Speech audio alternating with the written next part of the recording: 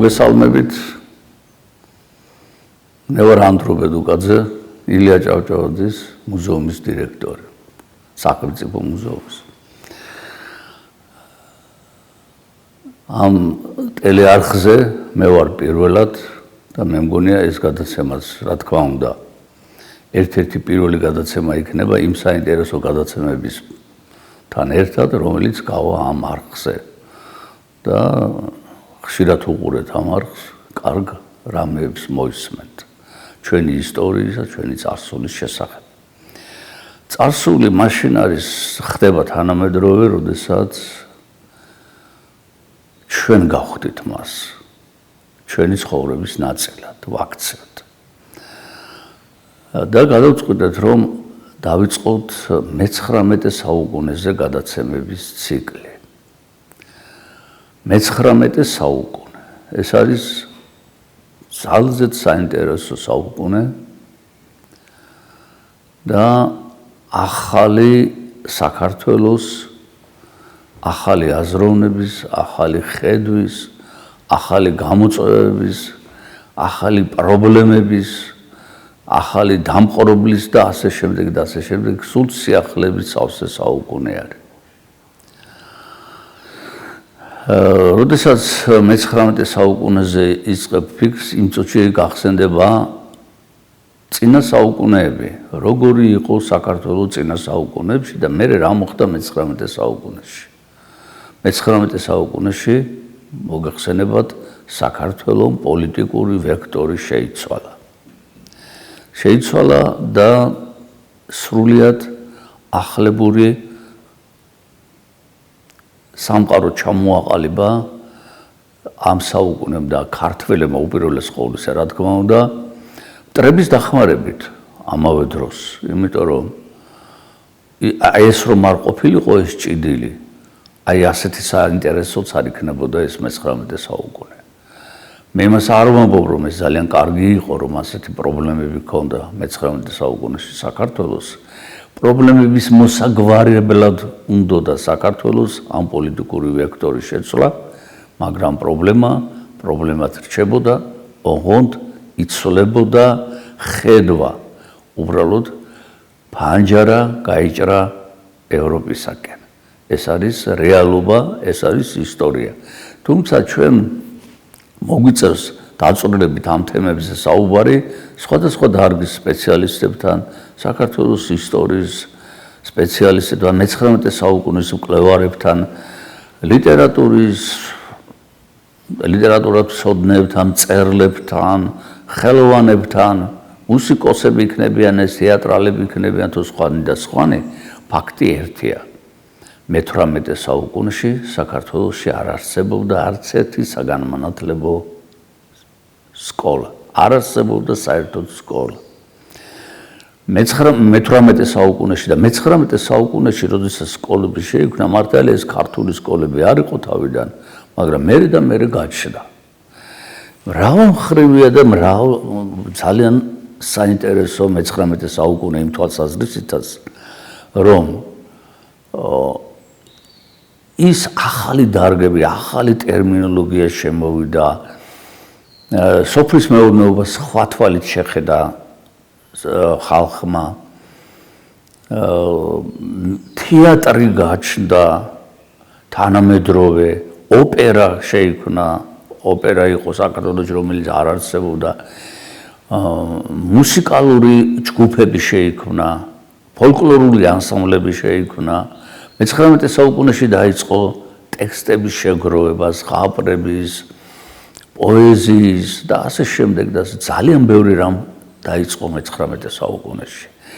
ანუ მე-19 საუკუნემ შექმნა მყარი საფუძველი თანამედროვე მე-20 საუკუნისთვის და მერე, რა თქმა უნდა, მე-20 საუკუნე მე-19-დან ბევრი რამ აიღო, ბევრიც რა თქმა უნდა დაკარგა სამწუხაროდ, იმიტომ რომ ეს არ მომხდარა ნებაყოფილობით, ესე ძიძულებით მოხდა, მაგრამ მერე უკვე 21 საუკუნეში გადმოვიდა ის პრობლემებიც, რაც ვთქვათ, მე-20 საუკუნემ დაუტოვა, 21 საუკუნეს და ასე შემდეგ, მაგრამ 19 საუკუნესაკენ მიბრუნება გაცილებით უფრო საინტერესო აღმოჩნდა და თანდათან რაც უფრო დრო გადის, რა ძალიან ბევრ რაღაცას უნდა დავესესხოთ ჩვენ 19 საუკუნეს.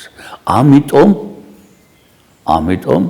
19 საუკუნით ვიწყებთ ამ გადაცემათა ციკლს და ეს 19 საუკუნე დაგვანახავებს ჩვენ სხვათა შორის 21 საუკუნის პრობლემებსაც. აი ის პრობლემები, რომელიც თავისუფალი უნდა ყოფილიყო 21 საუკუნე ამ პრობლემებისაგან, ჩვენ მივხვდებით, რომ 19 საუკუნეში ჯერ კიდევ იქ იყო შენიშნული ამ პრობლემების საფუძველი. ქვეყანა, რომელსაც არ ქონდა, რა თქმა უნდა, მუსიკალური, უზარმაზარი მუსიკალური, ხალხური მუსიკალური გვაქვს ჩვენ ისტორია ძალიან საინტერესო, მაგრამ ინდივიდუალური კომპოზიტორი არ გვყავდა, ხო? მაგრამ აი 19 საუკუნეში შეიქმნა ოპერა და ხალხი, რომელიც ჭინტოების სიმღერას მღეროდა და ყარაჩოღელების უცბად ოპერის ენაზე იტალიურად ამღერდა. რა მოხდა, როგორი იყო, ეს იყო 19 საუკუნე ხალხი. ძალიან საინტერესოა ყველა თვალსაზრისით. ამიერკავკასიაში გაჩნდა პირველად საქართველოში სასოფლო-სამეურნეო სასწავლებელი. რანაირად ხდება ეს? ეს არის წინამძღვრიანთ კარის სასოფლო-სამეურნეო სასწავლებელი, რომელიც ფაქტიურად ინსტიტუტი იყო. და იქ იზრდებოდა მომავალი თაობა, რომ სოფლის მეურნეობისათვის მიეხედა. საქართველო არც 19 საუკუნეში ყოფილა ინდუსტრიალური ქვეყანა, სოფლის მეურნეობის ქვეყანა იყო. მე-20 საუკუნეშიც ინდუსტრიალური ქვეყანა ვერ გახდებოდა, იმიტომ რომ მას არანაირი წიაღისეული არ ჰქონდა. მაგრამ მე-20 საუკუნის პირველ ნახევარში, მეორე ნახევარშიც იყო სოფლის მეურნეობის. დღესაც სოფლის მეურნეობა, დღეს რომ აღარ არის, რატომ გვართ ასეთ სიტუაციაში, 19 საუკუნე იძლევა ძალიან ბევრ რაღაცაზე პასუხს. ამდენად 19 საუკუნე არის ძალიან მნიშვნელოვანი საუკუნე. ლიტერატურის დარგში იყვარდეთ იმდენი საოცარი მწერალი გაჩნდა 19 საუკუნეში. 18 საუკუნეში თუ თვითზე ჩამოსათვლელი იყო ქართველი მწერალი. მე-20 საუკუნეში გაჩნდნენ გენიალური პოეტები, პროზაიკოსები. მსოფლიო მნიშვნელობის პოეზია და ეპოსი შეიქმნა 19 საუკუნეში. გაჩნდა ბრწყინვალე თარგმანები. გაჩნდა ბოლოს და ბოლოს ჟურნალისტიკა. ჩამოყალიბდა პერიოდიკა. პრესა გაჩნდა. ხალხმა დაიწყო კითხვა.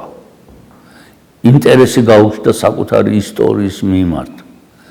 ეს ისტორიის მასალები იყო თვითონ აკაიკა ხალხისათვის ხელმისაწვდომი, მაგრამ 19 საუკუნემდე ეს ყველაფერი გააკეთა.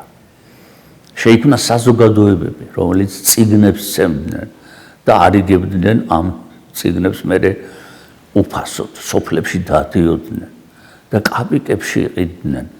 ფაქტიურად 19 საუკუნემ ჩამოაყალიბა ხედვა ქართული. 19 საუკუნემ ქართველს აგრძნობინა თავი ქართველად. ერთიანობის განცდა გაჩნდა 19 საუკუნეში. გაჩნდა. ეს ძალიან მნიშვნელოვანი იყო, რადგანაც მანამდე არსებობდა ქართლი, კახეთი, ცალ-ცალკე, ხან ერთად, ხან ცალ-ცალკე, იმერეთი ცალკე, გურია ცალკე, სამეგრელო, სვანეთი და ასე შემდეგ და ასე შემდეგ. არსებობდა კუთხეები, მაგრამ არ იყო ერთიანი საქართველოს განცდა. და აი დაიწყო 19 საუკუნეში ეს ყველაფერი. დაიწყო ამაზე ფიქრი. ამას ხელს უწყობდნენ ისტორიკოსები, მწერლები, კრიტიკოსები გაჩნდნენ, რომლებიც არ იყო. ერთი სიტყვით 19 საუკუნემ დაბადა უზარმაზარი არმია ქართულად მოაზროვნე ინტელიგენციისა, კვლევარებისა ისტორიისა, წარსულისა, ფოლკლორისტიკა გაჩნდა, რომელიც არ არსებობდა. და აღმოჩნდა, რომ უზარმაზარი განძის პატრონები ყოფილვართ და ეს განძი იყო ქართული ხალხური პოეზია, მუსიკა, სულხანიშვილის შეიქმნა სულხანიშვილის მუსიკა, ხალხური სიმღერები, რომელიც გაცოცხლდა. ზოგი შეიქმნა კიდევაც ახალი. ეს არის ისევ და ისევ მე-19 საუკუნე. მე-19 საუკუნეში გასვლენ ქართველი ქალი მწერლები. ქართველი ქალი მწერლები. ამასაც ძალიან დიდი მნიშვნელობა ჰქონდა. მრავალი თბილისი, როგორც ასეთი, იქცა არა მარტო საქართველოს დედაქალაქად. ესეც მე-19 საუკუნეში, არამედ მთელი კავკასიის ცენტრად. კულტურულ ცენტრად, არა პოლიტიკურ ცენტრად, არამედ კულტურულ ცენტრად. აქ არა მარტო ქართველი მწერლები არსებობდნენ, არამედ არსებობდნენ აზერბაიჯანელი, სომეხი მწერლები, ებრაელი მწერლები, რომელიც ფეხს იდგამდნენ თბილისში, ანუ საქართველოში. ერთი სიტყვით მე-19 საუკუნე არის უცნაურზე უცნაური და ძალიან საინტერესო. ალექსანდრე დიუმა გაკვირვებული იყო, აქ როდესაც ჩამოვიდა თბილისში, ნახა აქაური სიტუაცია, იმით რომ პარიზული მოდა ორ კვირაში აქ უკვე დანერგილი იყო. იმითაც იყო გაოცებული, რომ თბილისში ოპერის არიებს მღეროდნენ ქუჩაში. ჩვეულებრივი ხალხი, არა პროფესიონალები, არამედ არიებს მღეროდნენ ქუჩაში ვიღაცები. ეს არის უცნაურზე უცნაური საუკუნე. მე-19 საუკუნეში გაჩნდა ბანკი. ქართული ბანკი. მე-19 საუკუნის ამ ბანკმა მე-19 საუკუნეში შექმნა ამ ბანკმა საფუძველი ჩაუყარა ქართულ უნივერსიტეტსაც. ესაც მე-19 საუკუნეში გაჩნდა ეს იდეა, ეს სურვილი. მაშინ ვერ განხორციელდა, მაგრამ საფუძველი მე-19 საუკუნეში ჩაეყარა ამას. ქართულ სკოლას, ქართულ წიგნს, ვეფხისტყაოსნის რუსთველოლოგიაც მე-19 საუკუნეში ჩამოყალიბდა როგორც ასეთი და ყველაფერ ამას წარმოიდგინეთ, რომ სათავეში ედგა და ცენტრი იყო ამისა ყველაფრისა ერთი კაცი. ეს იყო ილია ჭავჭავაძე და ილია ჭავჭავაძის გარშემო ტრიალებდა მთელი ეს საზოგადოება. ილია ჭავჭავაძემ განსაზღვრა არა მარტო თავისი ეპოქა, არამედ წარსულიც და მომავალიც. მართალია ბოლომდე არ მოусმინეს, მაგრამ როდესაც მოусმინეს, მიხვდნენ, რომ ის იყო ქართული სახელმწიფოსა და ქართული აზროვნების დამოუკიდებელი და ქართული დამოუკიდებელი ადამიანისათვის, ქართველი დამოუკიდებელი ადამიანისათვის სტიმულის მიმცემი, ამიტომაც მოკლეს ის. ის მოკლეს იმ უსასრულო სიყვარულის გამო, რომელიც სიყვარულითაც მას თავისი ქვეყანა უყვარდა. და არა იმის გამო, რომ მან ვიღაცას ან რაღაცას უღალატა. ეს ხმები გაავრცელეს, თითქოს მან თავის ხალხს უღალატა. უღალატა მშრომელებს, გლეხობას და ასე შემდეგ. ეს იყო სიცრუე, რა თქმა უნდა. დააბრალეს ილიას ის, რისი გამკეთებლებიც თვითონ იყვნენ. ერთი სიტყვით მე-19 საუკუნე ძალიან ბევრ მაგალითს იძლევა და ძალიან ბევრ გაკვეთილს გვაძლევს ჩვენ თანამედროვე ქართველებს, 21 საუკუნის ქართველებს. აი, თუნდაც ერთი დეტალი, რომელზეც მე რა თქმა უნდა ცალკე გამომახვილებთ ყურადღებას, ის რომ საქართველოში არ არსებობდა ბეჭდვითი ორგანოები და არ იყო თვითონ სტამბები, ხო? მაგრამ მე-19 საუკუნეში მოხდა ისეთი რამ, როდესაც არა მარტო თბილისი იყო ცენტრი კულტურული, არამედ ქუთაისი იყო. მაგალითად, იყო გამომცემლობები, რომელიც საოცარ წიგნებს ბეჭდავდნენ და ეს იყო შორაპანში ასეთი გამომცემლობა. იყო პატარა სენაკში, ასე ერქვა და იყო ოზურგეთში. ისეთი წიგნები იყო იქ დაბეჭდილი, რომელზეც მარჯორი ორდროპმა, როდესაც იმოგზაურა საქართველოში, გაოცებული იყო იქ შეძენილი წიგნებით. ისეთი საინტერესო რამ ხდებოდა. ერთი სიტყვით რა, მე მინდა გითხრათ, რომ არ ინანებთ და დროს ტყუილად არ დახარჯავთ, თუ უყურებთ ჩვენს გადაცემას.